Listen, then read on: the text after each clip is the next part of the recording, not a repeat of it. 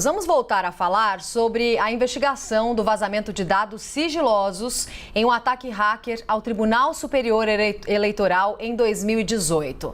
Nós vamos conversar a partir de agora com o deputado federal Felipe Barros, que participou da live com o presidente Jair Bolsonaro, em que esses dados foram revelados. Deputado, boa tarde. Obrigada por conversar ao vivo com a gente aqui na CNN hoje. Obrigado, Roberta, a todos os telespectadores da CNN, obrigado pela oportunidade de poder conversar com você. Sim, a delegada Denise Ribeiro afirma que o senhor, junto com o presidente Jair Bolsonaro, tiveram, abre aspas, uma atuação direta, voluntária e consciente, fecha aspas, nesse crime de vazamento de dados sigilosos.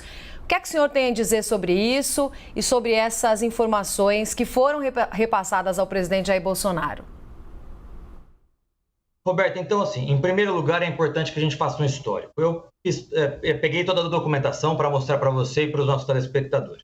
No dia 16 de junho, eu já relator da Comissão Especial do Voto Impresso, nós aprovamos um requerimento por unanimidade. Esse requerimento foi aprovado por todos os membros da Comissão Especial do Voto Impresso, solicitando à Polícia Federal de todo o Brasil inquéritos e cópias dos inquéritos que estivessem em andamento desde o início da implementação das urnas eletrônicas, inquéritos que tivessem como objeto a invasão aos sistemas eleitorais.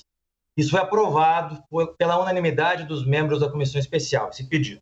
Um mês depois, no dia 14 de julho, eu reiterei esse pedido, tendo em vista que estava chegando próximo à data do fim da Comissão Especial, eu reiterei esse pedido à Superintendência da Polícia Federal aqui do Distrito Federal. Você pode me perguntar, mas por que do Distrito Federal? O TSE está aqui. Então, qualquer inquérito sobre invasão aos sistemas do TSE, naturalmente, correriam aqui na Superintendência do Distrito Federal. Então, eu reiterei oficialmente, em ofício da própria Câmara dos Deputados, e fiz a seguinte observação ao delegado responsável pelo inquérito. Eu pedi, em primeiro lugar, o acesso capa a capa dos autos do inquérito para subsidiar os debates da comissão. Mas eu fiz também um pedido alternativo. Eu disse para ele, escrito aqui no ofício, alternativamente, caso o franqueamento do amplo acesso ao teor do inquérito em questão prejudique os andamentos das investigações, requer-se a concessão parcial de cópias, devendo ser excluída a parte de diligências ainda não cumpridas. Fiz pedidos alternativos, ou me forneça a cópia na íntegra, ou então aquela parte que não haja prejuízo para as investigações. 15 dias depois, aproximadamente, o delegado Vitor Feitosa, ele respondeu também oficialmente à Câmara dos Deputados, fornecendo cópia integral desse ofício, desse inquérito, melhor dizendo. Está aqui. Encaminho a Vossa Excelência a cópia integral dos autos do inquérito policial, número 1361 de 2018. Então, em primeiro lugar, os pedidos foram feitos oficialmente pela Câmara dos Deputados, pedidos aprovados pela unanimidade dos membros da Comissão Especial, e, portanto, era um pedido oficial da Câmara dos Deputados, e não meu, como relator, e também recebemos esse pedido oficialmente. E o segundo ponto era a questão do sigilo, que a delegada Denise tem levantado. Então, em primeiro lugar, relembro mais uma vez os meus pedidos alternativos do meu ofício. Fiz duas possibilidades ao delegado, ou me fornecer cópia capa a capa do inquérito, ou, se houvesse sigilo e, portanto, prejuízo para as investigações, me fornecesse cópias daquilo que não houvesse prejuízo às investigações. E ele me respondeu dentro da primeira alternativa, cópia capa a capa. Mas mais do que isso, eu gostaria de ler aqui para vocês, esse é o depoimento do delegado Vitor Neves Feitosa Campos, prestado para a delegada doutora Denise. E ele é muito categórico em seu depoimento. Ele diz o seguinte: indagado-se referido inquérito se encontrava sob segredo de justiça? Ele respondeu que não, que no inquérito não existe nenhuma medida cautelar, bem como não existe nenhuma manifestação judicial quanto à decretação de segredo de justiça. Indagado-se referido inquérito constava no sistema da Polícia Judiciária da Polícia Federal com a etiqueta sigiloso? Ele respondeu também que não constava. E ele disse que, após a divulgação do mencionado inquérito na live do dia 4, o policial federal Bruce alterou por iniciativa própria o status de tal inquérito para a etiqueta sigiloso. Então, ou seja, não era sigiloso, passou a ser depois da live. Mas, ele deputado, acho que a questão, até para a gente não ficar lendo, né, um texto mais longo, para que as pessoas consigam entender essa nossa conversa aqui, a questão, o senhor tinha consciência de que os dados eram sigilosos? Não, mas é importante essa leitura justamente para evitar esse questionamento, Roberta, porque o próprio delegado afirma em seu depoimento que os dados não eram sigilosos. Nós pedimos os dados oficialmente pela Câmara dos Deputados. O delegado nos responde em seu depoimento, a doutora Denise, ele é categórico ao afirmar que não havia sigilo. Se ele mentiu em seu depoimento, a doutora Denise deveria ter indiciado o delegado. A doutora não indiciou o delegado. Então, veja, nós só temos duas possibilidades. Ou o delegado mentiu para a doutora Denise, e, portanto, ela deveria ter indiciado o delegado. Como ela não fez, nós sabemos que o inquérito não estava sob sigilo. Ela até, em seu relatório final, ela argumenta que todo inquérito em tese está em sigilo em decorrência do artigo 20 do Código de Processo Penal. Mas, eu estou com ele aqui, o artigo 20 do Código de Processo Penal ele está dentro do título do inquérito policial. E o artigo 20 diz o seguinte, que a autoridade policial, portanto, ele sim assegurará no inquérito o sigilo necessário à elucidação do fato ou exigido pelo interesse da sociedade. Ou seja, o delegado faz o seu juízo de valor sobre a necessidade ou não do sigilo do inquérito. E ele fez o seu sigilo de valor. Tanto é que não estava sob sigilo o inquérito que ele compartilhou com a Câmara dos Deputados. Deputado, a gente tem o time aqui do Visão que também quer participar dessa conversa. Vou chamar primeiro a Tainá Falcão. Tainá.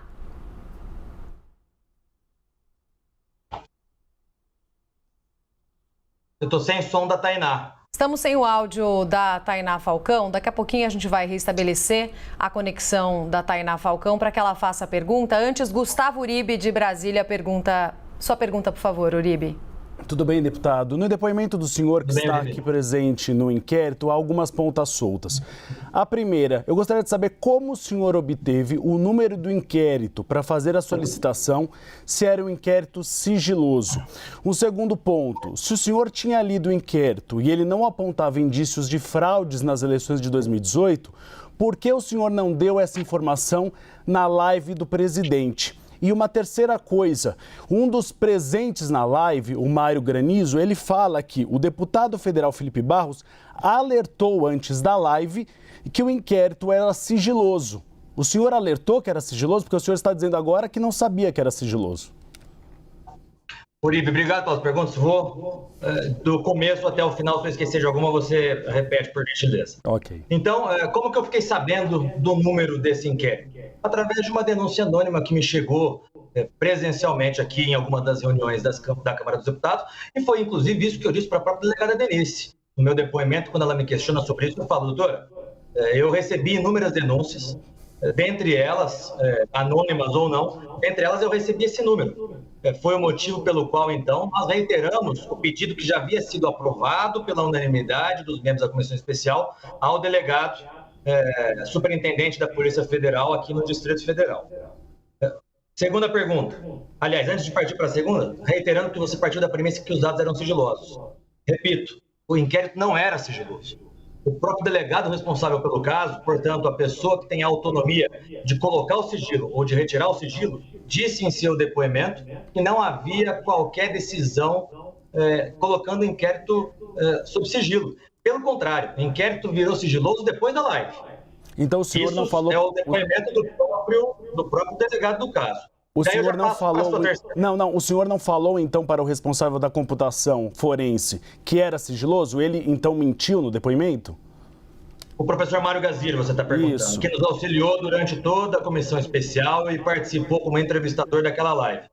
Eu falei para ele que ele não poderia compartilhar, porque ele estava compartilhando aquele inquérito, inclusive com veículos de imprensa, antes de nós termos terminado de estudar aquele inquérito propriamente dito. No meu depoimento para a delegada Denise, eu disse o seguinte, doutora, eu só me manifestei em relação ao inquérito quando eu terminei de estudar o inquérito, consultei os consultores legislativos, consultei os professores responsáveis da área, tive a certeza e a convicção daquilo que eu estava falando para não cometer nenhuma injustiça. Enquanto isso, o professor Mário estava tentando distribuir aquele inquérito para veículos de comunicação. Eu falei, não, professor, não pode fazer isso. Agora, respondendo a sua segunda pergunta.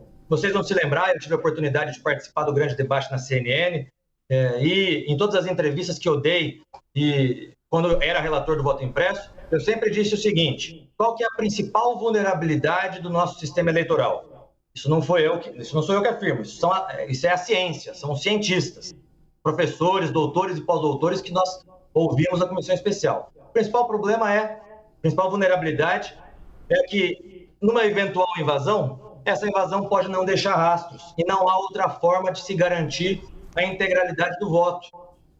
Ou seja, o problema das urnas de primeira geração, que são as nossas urnas, é justamente não deixar rastro. Esses são os motivos pelos quais as grandes democracias do mundo simplesmente deixaram de utilizar as urnas de primeira geração. Por isso que às vezes as pessoas perguntam: Felipe, mas não aprova?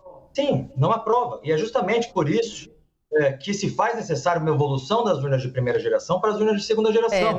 Não há evidência sobre isso, deputado. Deputado, não há evidência sobre isso. Vamos seguir conversando sobre o assunto que a gente está falando, desses dados vazados. Vou chamar a Tainá Falcão para fazer a próxima pergunta para o senhor. Tainá. Deputado, por favor, agora sim, né? Eu estava dando uma lida também no que disse o delegado. Eu queria que o senhor explicasse melhor em que termos se deu o pedido desse inquérito, porque ele diz na oitiva que ficou surpreso do senhor utilizar o documento ou usá-lo como base na live do presidente Jair Bolsonaro, que cedeu o documento de forma formalizada, porque o senhor é o relator da PEC e trataria desse assunto em debates, né, na comissão que trata desse tema, e que se disse, então, surpreso. Como é que foi o pedido de acesso a esse inquérito e por que o senhor, então, não informou o delegado que utilizaria essas informações na live do presidente Jair Bolsonaro? Tainá, eu vou te responder, mas antes eu quero terminar o meu raciocínio. Vocês me convidaram para falar, eu espero que a Roberta me deixe concluir o meu raciocínio. Sim, pode concluir. Porque isso que eu estava dizendo como eu disse, a ciência, são cientistas, são os doutores e pós-doutores que nós ouvimos que afirmam. Esses são os problemas naturais das urnas de primeira geração. E é por isso que as grandes democracias do mundo deixaram de utilizar esse tipo de urna. Se confunde propositalmente muitas vezes, Roberto, você falar que não existe comprovação. Tudo bem, não existe comprovação. Esse é o problema intrínseco, inclusive, do nosso sistema. Isso significa que não ocorre? Isso significa que não pode ter ocorrido?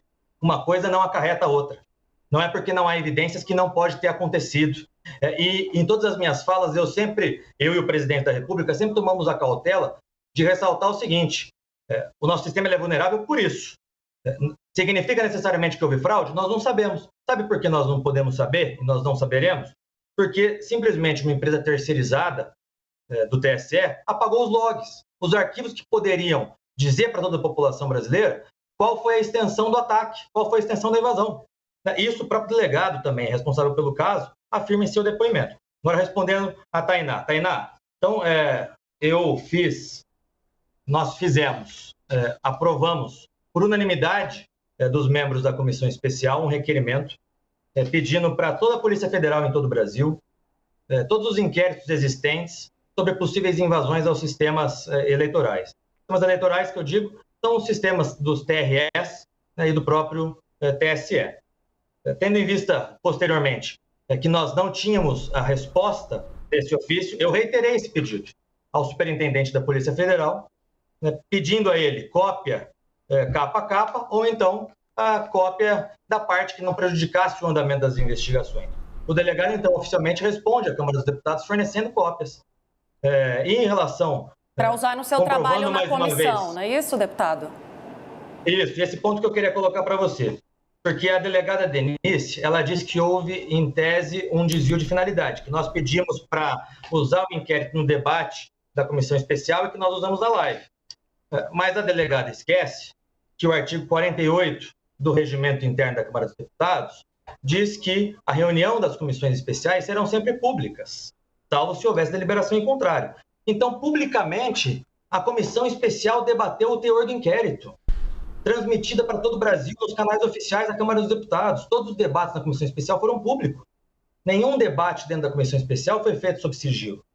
Eu, aliás, quando recebi... Mas o que surpreende é o senhor ter feito o debate na live do presidente e não na comissão. É isso que o delegado argumenta. Não, nós fizemos na comissão também. Também. O assunto já tinha tomado a sociedade como um todo. O debate é público, a população estava debatendo aquilo que estava acontecendo na comissão especial. Quando, aliás, o delegado me compartilha o inquérito, e, portanto, sem qualquer ressalva, uma vez que não havia sigilo, eu, através de um ofício, oficialmente, mandei o inquérito ao presidente da Câmara, Arthur Lira, solicitando a distribuição de cópias a todos os parlamentares da casa. Os 513 parlamentares receberam cópias do inquérito, justamente porque ele não estava sob sigilo. Se vocês da CNN quisessem ter pegado o inquérito, vocês poderiam ter pegado. O próprio delegado disse que estava aberto, não tinha sigilo no sistema da Polícia Federal para pegar cópia desse inquérito. Basília Rodrigues, em Brasília, tem perguntas para o senhor também, deputado. Basília. Deputado Felipe Barros, tudo bem? Obrigada pela entrevista. Tudo bem, Basília? Tudo ótimo. Nessa decisão que o senhor tem aí, da conclusão do inquérito pela delegada Denise Ribeiro, o senhor deve ter visto também que ela afirma que, de praxe, né, é uma regra todo o inquérito policial ser sigiloso. Então, ela nem discute a questão de sigilo ou não. Ela afirma que inquérito policial possui a regra do sigilo. Levando em consideração isso e que as informações contribuíram e muito para os argumentos dos senhores, fundamentar aí toda a discussão na comissão especial que discutiu a PEC do voto impresso, também naquela live, se o senhor soubesse que as informações eram de fato sigilosas, o senhor teria apresentado, exposto da maneira que fez? Basília, eu vou repetir mais uma vez que as documentações que o inquérito recebido não era sigiloso. O próprio delegado responsável pelo caso disse isso para a delegada Denise. Quem tem a prerrogativa de decidir aquilo que é ou não é sigiloso dentro de um inquérito policial, por força do artigo 20 do Código de Processo Penal, é o delegado responsável pelo inquérito. O delegado responsável pelo inquérito afirmou categoricamente, por mais de uma vez, o seu depoimento, que eu li aqui para todos vocês, não preciso ler de novo, que não tinha qualquer sigilo no inquérito. O inquérito estava em aberto para qualquer pessoa que pudesse solicitar ou pegar publicamente no próprio site, nos sistemas da Polícia Federal. E não havia qualquer categorização como sigiloso. Portanto, essa premissa que a delegada parte é uma premissa falsa, uma premissa falaciosa. Ela sabe disso, mas ela quer criar uma narrativa contrária a isso, porque ela é uma delegada que é responsável pela pasta do meio ambiente, que foi selecionada a dedo pelo ministro relator para tocar todos esses inquéritos, não só esse, como o inquérito das fake news, o inquérito dos atos antidemocráticos, o que por si só já é uma ilegalidade, que não respeita a distribuição natural dos inquéritos dentro da Polícia Federal. Eu acho curioso isso, porque ela sempre fala o seguinte, a delegada, a doutora Denise, que isso contribuiu para as narrativas e para a desinformação. Mas ela nunca fala concretamente, objetivamente, qual foi a desinformação que nós dissemos. Se nós, na live, eu e o presidente Bolsonaro, nos reduzimos a ler os documentos que o próprio Tribunal Superior Eleitoral juntou dentro do inquérito das invasões de 2018. Essa foi a nossa live. Nós falamos que essa era uma possibilidade que o próprio TSE assume, tendo em vista os documentos assinados pelo secretário de Tecnologia da Informação do TSE. Delegado, te agradeço a entrevista. Deputado, desculpe, te agradeço a entrevista. Obrigada por essa conversa com a gente aqui na CNN. Até uma próxima. Bom trabalho para o senhor. Obrigado, Roberta. Mais uma vez agradeço a oportunidade. Sigo à disposição e a gente sempre tem toda a documentação necessária para mostrar a verdade. Obrigada.